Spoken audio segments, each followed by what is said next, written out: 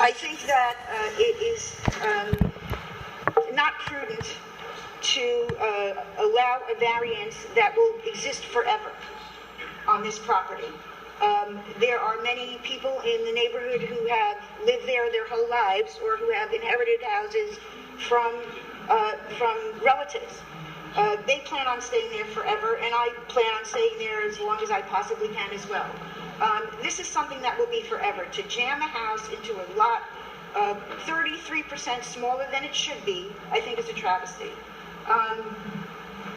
And I thank you so much for listening to my comments. Thank you.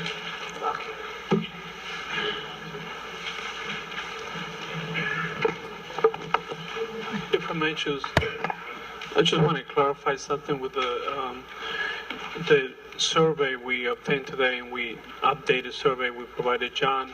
The sewer manhole is not in front of our property, neither is the sewer line. And we have the survey.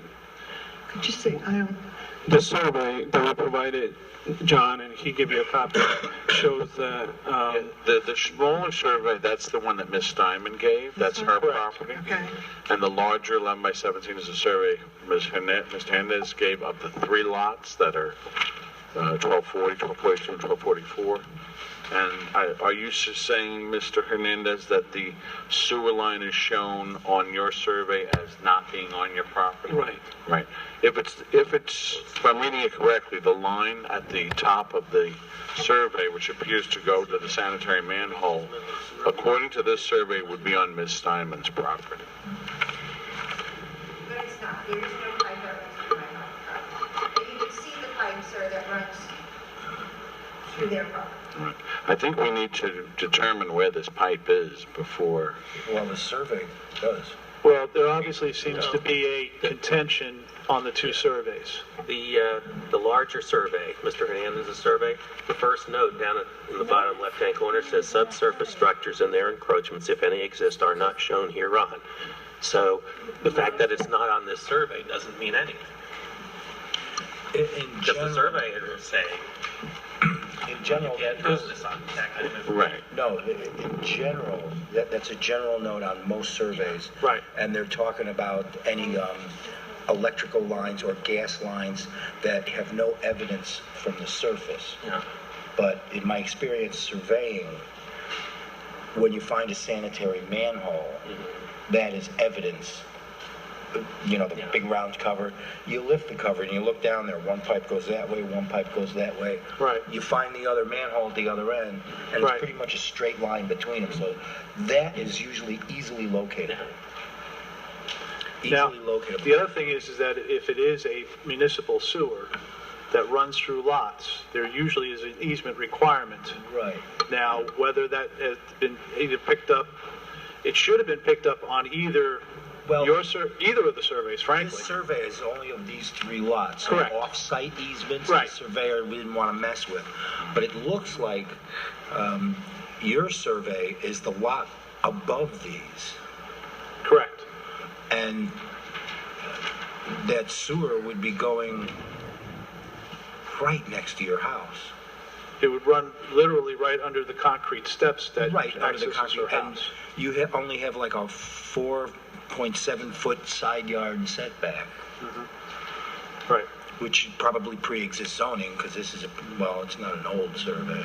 It's a 2008 survey. It's 2008. relatively new.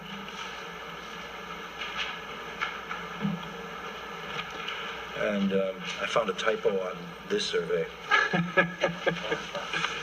No, we won't It hold says that. that Blelock Park,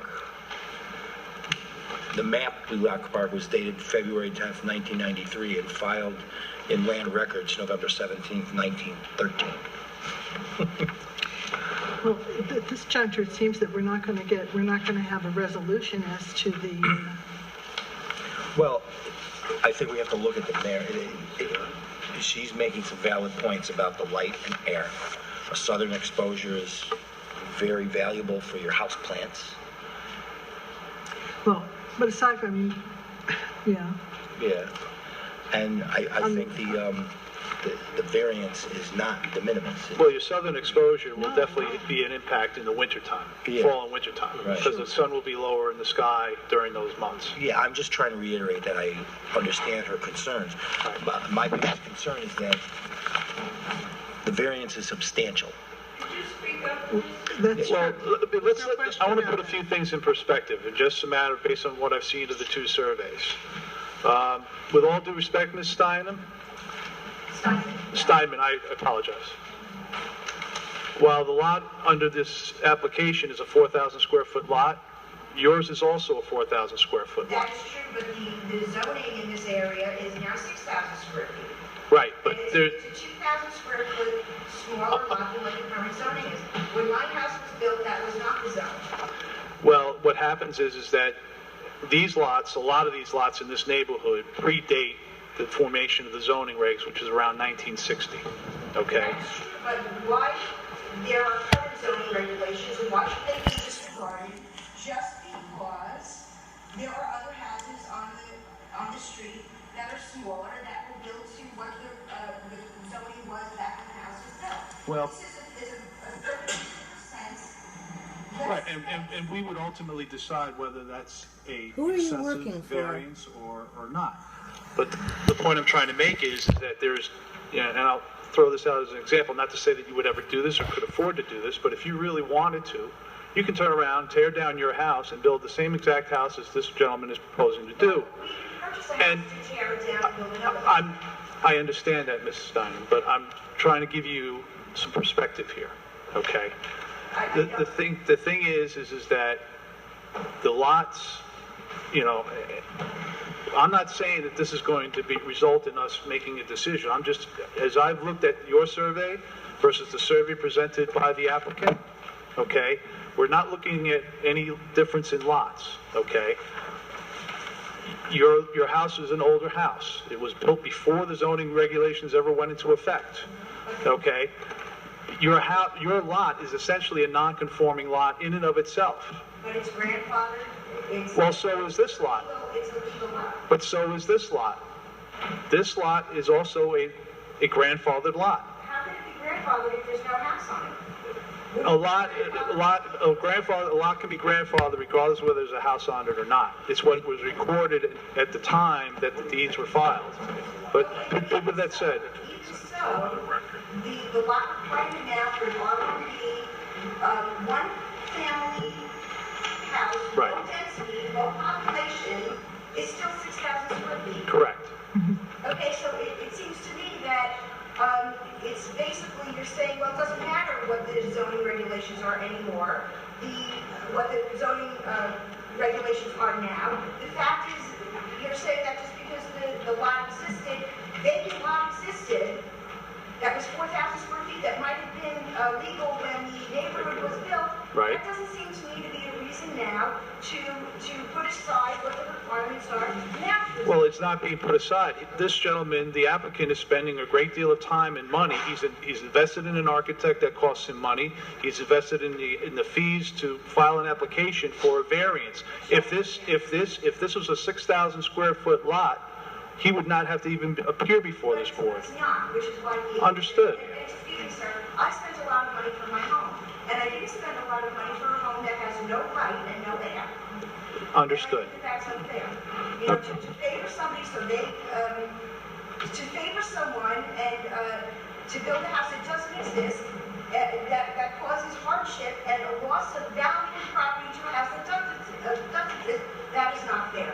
The applicant of this property is also seeking to build another house on the other side of the at 1244. Okay, that lot is 8,000 square feet.